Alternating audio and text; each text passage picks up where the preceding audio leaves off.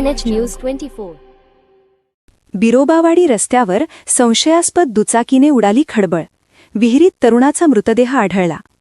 देवळाली प्रवरा येथील बिरोबावाडी रस्त्याच्या कडेला असलेल्या विहिरीजवळ संशयास्पद परिस्थितीत दुचाकी व चपला आढळून आल्याने परिसरात एकच खळबळ उडाली. ही घटना आज मंगळवारी सकाळी उघडकीस आली. बिरोबावाडी रोडवर संजय टिक्कल यांच्या शेतातील विहिरीजवळ रस्त्याच्या कडेला उभी असलेली दुचाकी व चपला स्थानिक नागरिकांच्या निदर्शनास आली. त्यामुळे नागरिकांनी तात्काळ घटनास्थळी गर्दी केली. दुचाकी बेवारस अवस्थेत आढळल्याने संबंधित व्यक्ती विहिरीत पडल्याची शक्यता व्यक्त करण्यात आली. त्यानंतर तात्काळ शोध मोहीम हाती घेण्यात आली. शोध मोहिमेदरम्यान विहिरीत एका तरुणाचा मृतदेह आढळून आला.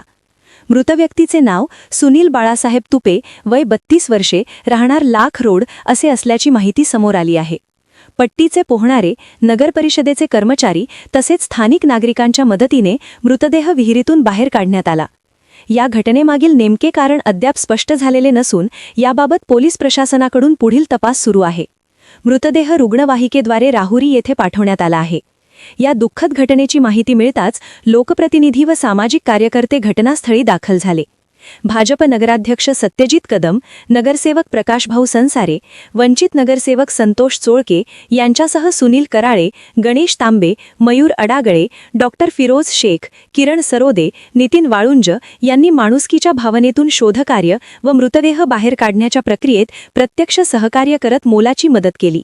संपूर्ण परिसरात या घटनेमुळे शोककळा पसरली असून नागरिकांमध्ये तीव्र हळहळ व्यक्त केली जात आहे. KNH News 24 साठी यासीन सय्यद.